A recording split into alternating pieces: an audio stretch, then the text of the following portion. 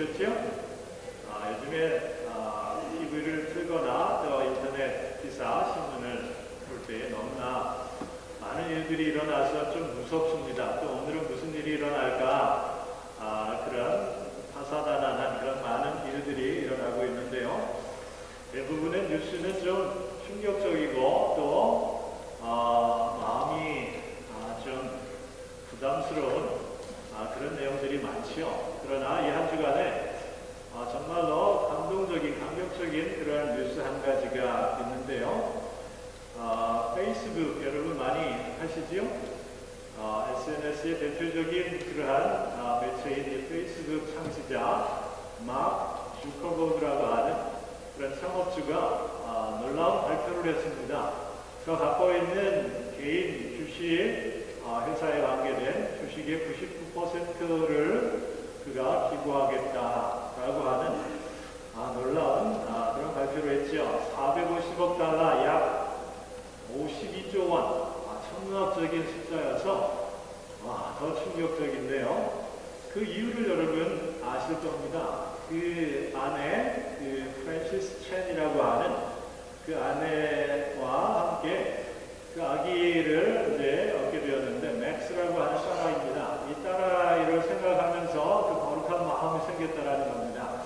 딸아이가 살아가는 그런 세상, 앞으로의 세상에는 모든 인류가 그 갖고 있는 잠재성을 잘 발휘하고 실현할 수 있는, 그리고 평등한 그런 삶의 질을 누릴 수 있는 그런 세상이 되었으면 좋겠다라는 거예요. 그러나 그 세상이 가만히 기다린다고 오는 그런 세상이 아니라 그 세상을 위해서 뭔가 해야 되겠다라는 그런 마음이 있었고요. 그 마음 가운데 갖고 있는 그런 주식의 거의 대부분을 쏟아부어서 그 좋은 세상을 만들기 위해서 쓰여지기를 소망한다. 딸만을 위한 것이 아니라 모두가 잘 살 수 있는 그런 세상을 위해서 모든 것들을 다 내려놓는 또 헌신하는 그런 모습이 참 감동적이고요. 또 놀랍고 굉장히 충격적입니다. 그 소식을 들으면서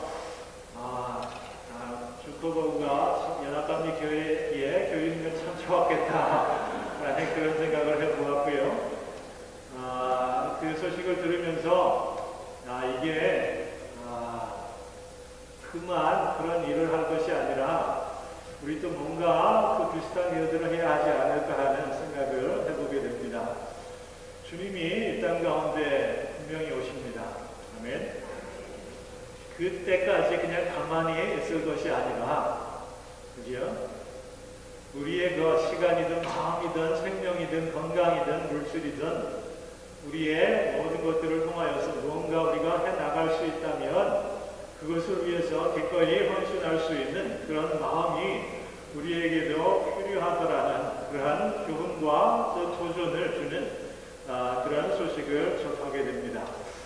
대강절 두 번째 주를 맞습니다. 주님이 또 이 한 해의 성탄을 통하여서 성령으로 우리 가운데 오십니다. 이미 오셨던 주님을 기억하면서 또 예비하는 가운데 우리의 믿음의 고백 가운데 오시는 주님, 또 앞으로의 시간 가운데 주의 뜻을 이루기 위해서 오셔서 역사하시는 그 주님을 바라고 기대하고 또 준비하는 그런 시즌입니다. 그때에 이 시간을 보내고 있는 우리에게 오늘 말씀을 통하여서 무엇을 준비할 수 있을까, 또 준비해야 하는지 그 지혜와 또 도전을 얻기를 원합니다. 예수님 만난 사람들 10번째 인물, 오늘 마르다, 마리아에 관계된 그런 말씀을 통해서 또 이 대강절기의 성탄을 준비하는 우리의 모습들을 함께 공감해 보기를 원합니다.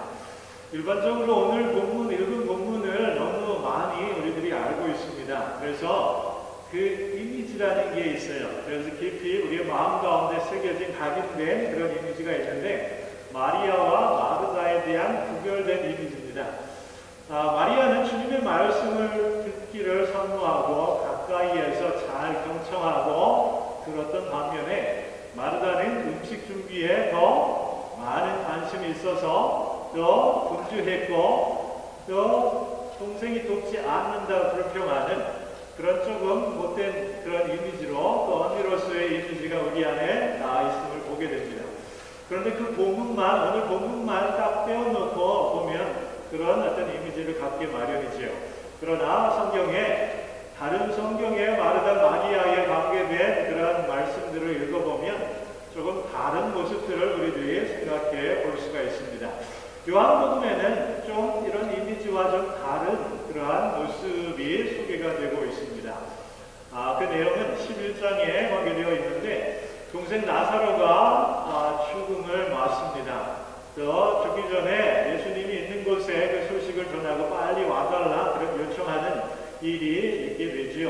그러나 주님께서 의도적으로 며칠을 더 지체하면서 그들의 집을 찾았을 때에 좀 더 빨리 오셔서 낫게 해주셨으면 좋았을 그런 상황입니다. 그런데요, 늦게 오셔서 그 동생이 죽는 그런 현실 앞에 주님이 이제 오신다라는 소식을 접하게 됩니다. 이 소식을 접하자마자 마르다는 그 즉시 주님께 달려가는 그런 모습을 보여줍니다. 마리아 동생은 주님이 좀 원망스러웠는지 아니면 너무나 슬픈 나머지 기력이 쇠하였는지 그대로 집에 있는 그런 모습을 보여줍니다.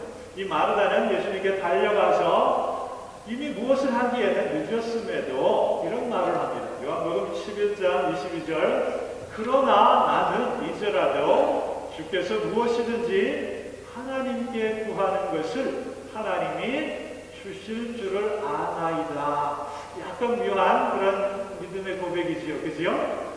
주님, 이 죽음의 문제를 해결해 주십시오. 이런 직접적인 것이 아니라 이제라도 주께서 하나님께 구하는 것을 하나님이 주실 줄 믿습니다. 라고 고백을 합니다. 그 말에 주님께서 나는 부활이요 생명이니 나를 믿는 자 죽어도 살겠고 무릇 살아서 나를 믿는 자 영원히 죽지 아니하리니 내가 이것을 믿느냐.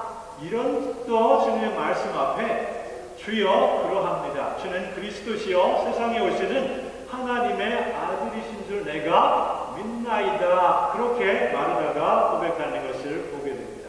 여러분, 가이사랴 빌립보에 베드로가 고백한 그런 고백과 견줄만한 놀라운 믿음의 고백을 하는 것이 마르다의 입술의 고백이었고 그 믿음의 표현이었다라는 것을 보게 됩니다.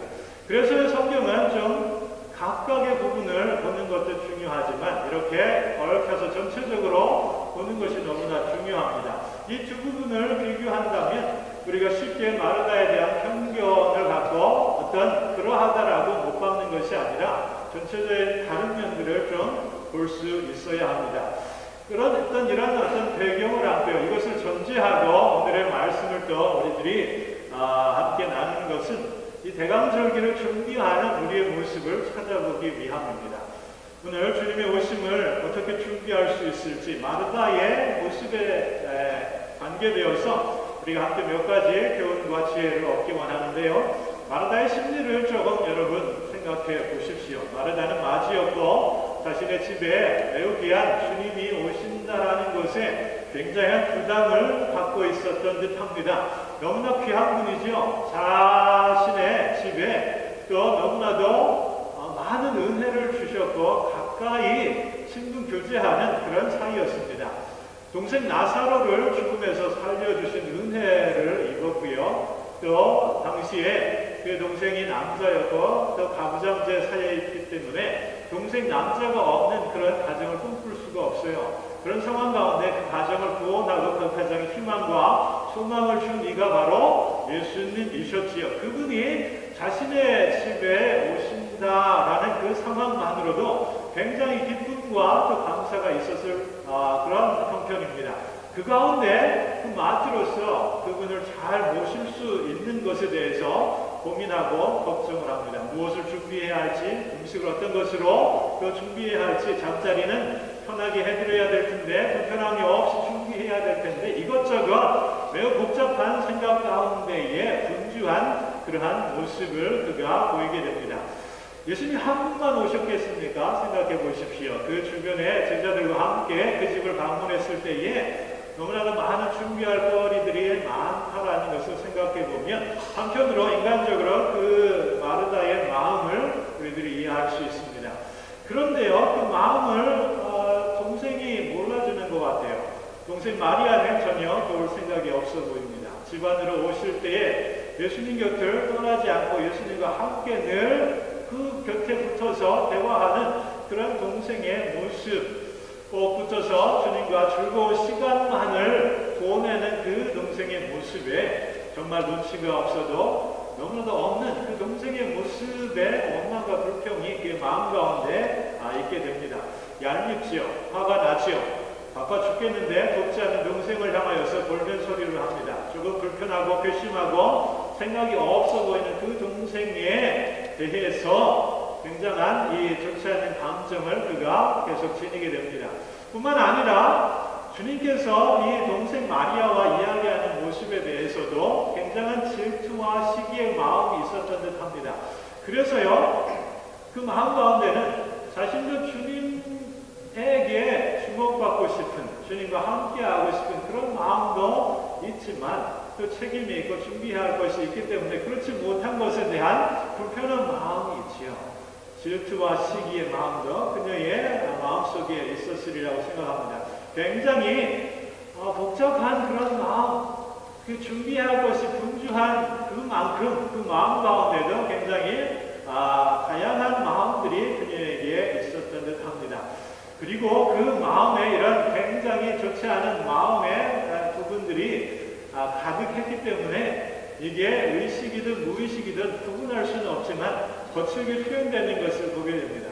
주님께 다가가죠. 그래서 던지는 말이 내 동생이 나 혼자 일하게 되는 것을 생각지 아니하시니까 저를 명하여서 나를 도와달라 그렇게 말해 주십시오.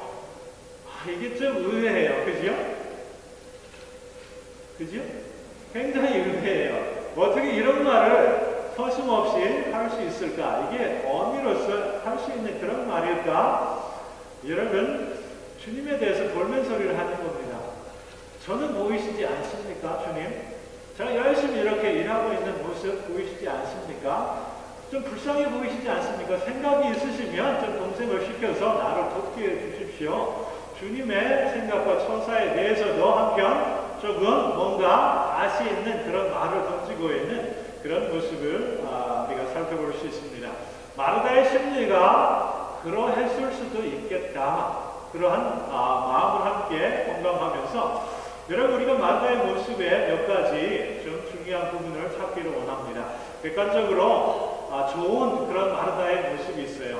손님을 극진히 대접한다라고 하는 이 환대한다라고 하는 이 가치는 예나 지금이나 매우 중요한 덕목의 하나입니다. hospitality라고 하는 것은 특별히 성서시대에는 낯선이 또 약한 이를 잘 돕고 환대하고 섬기는 것은 정말로 중요한 하나님의 자녀의 자질이고 또 품성이고 생활의 모습이기 때문에 중요한 그런 가치입니다.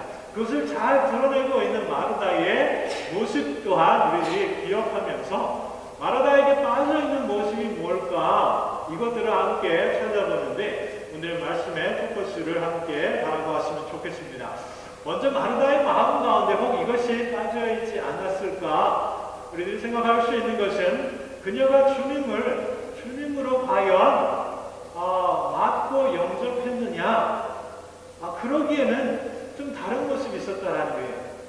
주님이 아니라 손님으로서만 그녀가 생각하고 손님을 대우하고 환대하는 자신의 일에 더 지금 마음이 빼앗기고 있다라는 거죠. 여러분, 주님께서 손님으로 그 집에 오신 게 아닙니다.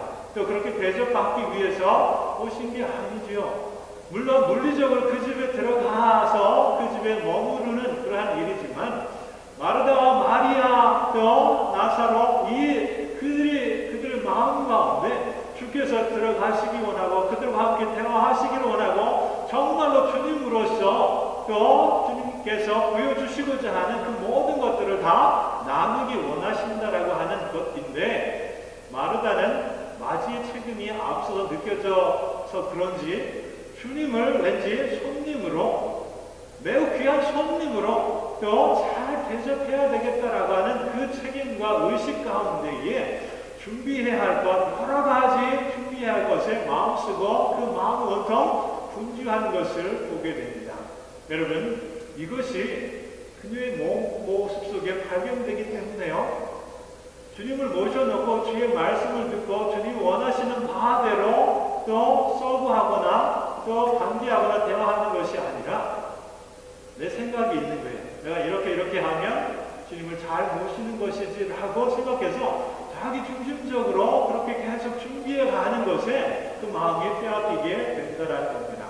대강절기입니다. 이 땅에 사람의 형상으로 우리 가운데 오셔서 하늘의 그 은혜와 하나님의 사랑을 보여주신 주님을 맞는 이 시즌에 우리의 모습 또한 그와 같을 수 있음을 마르다의 모습을 통해서 보았으면 좋겠습니다.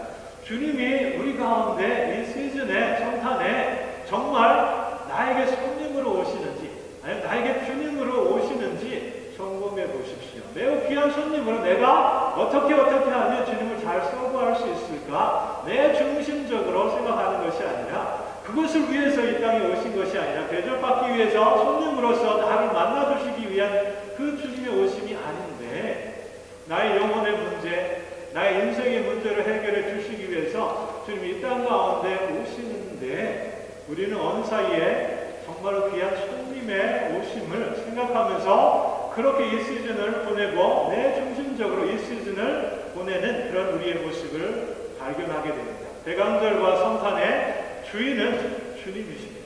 주님의 뜻을 왜 나에게 오셨는지 우리 가운데 오셨는지 그것들을 깊이 묵상하고 그 말씀 가운데 서는 것이 정말로 주님을 주님으로 우리들이 모시는 그러한 모습임에 틀림이 없습니다. 연말에 분주한 분위기, 굉장히 상업화된 그러한 분위기 가운데 믿음 안에서 이것을 붙들고 묵상하지 않으면 분주하기 쉬워요.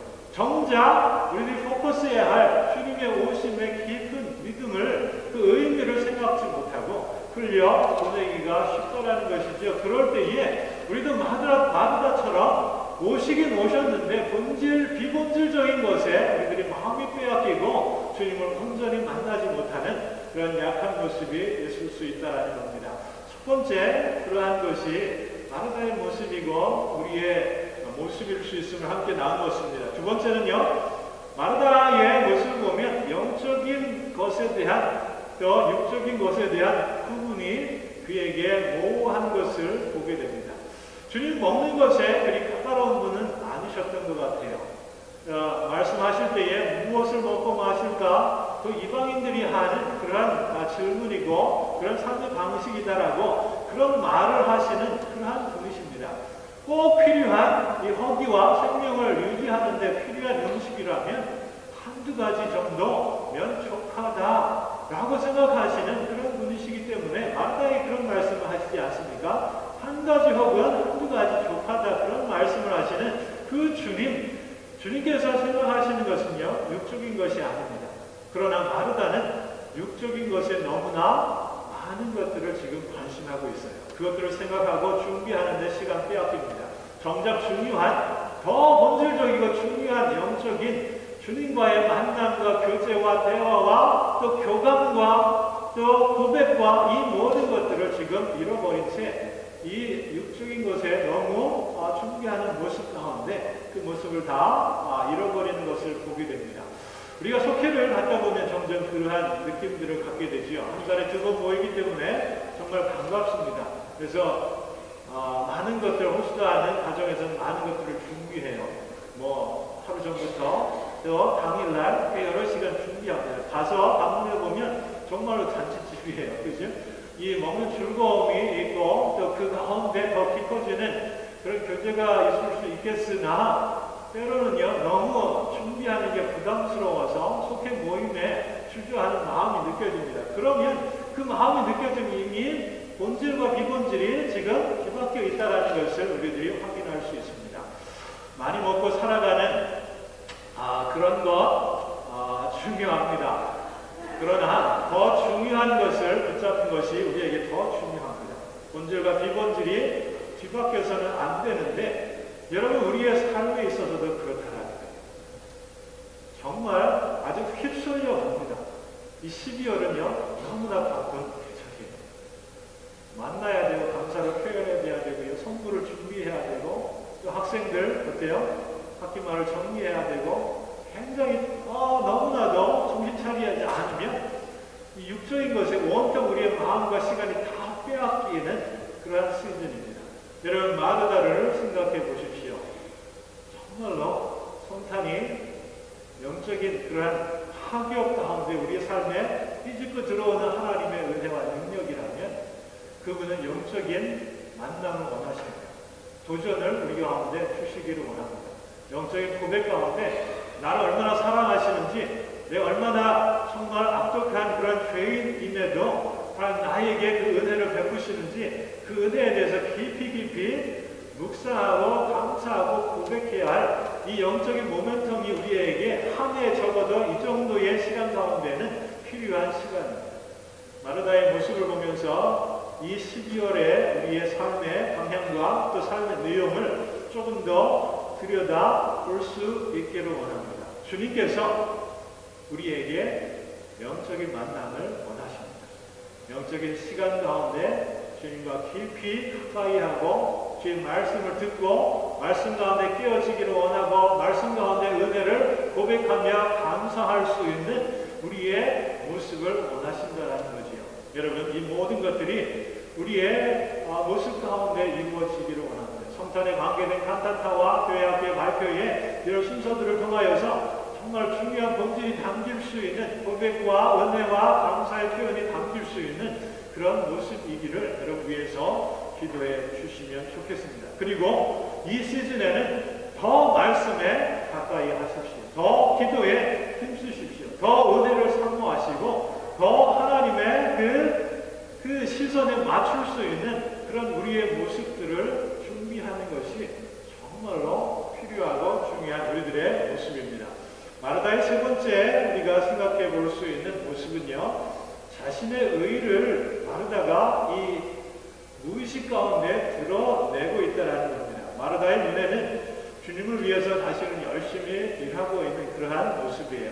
동생 마리아는 쉽고 편한 길을 찾아서 그렇게 일하지 않은 그런 모습으로 비춰지는 모습이지요. 그래서 비교하면서요, 자신은 옳은데 마리아는 틀리다라는 생각이 그에게 있었던 것 같습니다. 또 주님이 알아주기를 원하는 그런 욕구와 동기가 강력하게 그 안에서 있었던 것 같아요. 그래서 무의식 가운데 또는 의도적으로 이렇게 내뱉는 그런 표현이 있게 되는 것이지요. 사람이기에 왜 그런 약한 그런 모습이 없었겠냐, 충분히 이해할 수 있고 또 우리는 그렇게 공감할 수 있습니다. 그러나 주님 앞에, 하나님 앞에 설 때에는 이런 것들이 다 내려놓아져야 된다는 것이지요. 나는 옳고 상대는 틀리게 보는 그런 교만함, 또 나의 수고와 헌신만 더 돋보이는 그런 내 안의 자기중심적인 그러한 의로움, 자기의, 이런 것들이 우리 안에 늘 붙어 다닙니다. 여러분, 알아주지 않아도 묵묵히 주님을 위해서 끝까지 헌신하면 그것으로 하나님께 영광입니다. 만일 마르다가 이렇게 불평하지 않고 보이지 않아도 그렇게 그 준비하는 일에 끝까지 후리 없이 묵묵히 했더라면 주님께서 마르다에게 또 다른 칭찬을 분명히 하셨을 것임에 틀림이 없습니다. 그러나 자신들은 자기의 믿음과 헌신과 사역에 대해서 비교하거나 또 그것을 알아주기를 원하여서 그런 동기로 믿고 사역하는 그 모습은 주님으로부터 분명하게 또 분명한 그러한 소리를 듣는 그러한 우리의 모습이지요. 우리 교회의 영적인 지형에 대해서 이런저런 말씀을 해주시는 그런 많은 소리들을 듣습니다. 우리 교회가 성장하고 도움되기 위해서는 이래야 합니다. 우리가 어떠해야 합니다. 라고 말해주는 많은 분들이 있어요. 그러니까 그 말하는 그 의도와 또 마음은 충분하게 공감을 하지만 여러분, 그것이 자기 의에서 비롯되거나 비교해서 또 어떤 것들을 가시를 담고 있는 그런 말을 담아서는 안 되는 그런 모습이 있죠. 내가 먼저 묵묵하게 느껴지면 내가 기도하면 됩니다. 내가 사역하면 됩니다. 내가 헌신하면 됩니다. 주님은 보이지 않는 우리의 믿음, 내면의 동기와 드러나지 않은 사역의 모습까지도 다 헤아리시고 다 그것들에 대해서 우리에게 좋은 그러한 말씀으로 또 우리를 바라봐 주실 것이 틀림이 없기 때문에 그러합니다. 오늘 마르다를 통해서 몇 가지 특별히 대감절기를 준비하는 우리의 모습을 함께 좀 찾아보았습니다. 이 마르다의 약한 모습이 우리에게도 발견되고요. 마르다를 보면서 좀 더 우리가 주님에 포커스할 수 있는 우리들의 믿음과 삶을 다잡는 그런 시간이 되기를 원합니다. 영적인 것에 더 가치를 두고 우선적인 그러한 의미를 부여하면서 이 절기를 보낼 수 있기를 원합니다. 또 내 믿음과 내 사역에 있어서 끝까지 보여지지 않아도 또 인정되지 않아도 묵묵하게 또 믿고 사역하면서 주님의 오심을 우리들이 바라볼 수 있는 그러한 주의 백성들이 되기를 원합니다. 우리 함께 이 믿음의 고백으로 함께 찬양하기 원합니다. 이 찬양을 하면서 오늘 말씀을 다시 한번 떠올려 보시고요. 함께 믿음의 고백을 함께 했으면 좋겠습니다.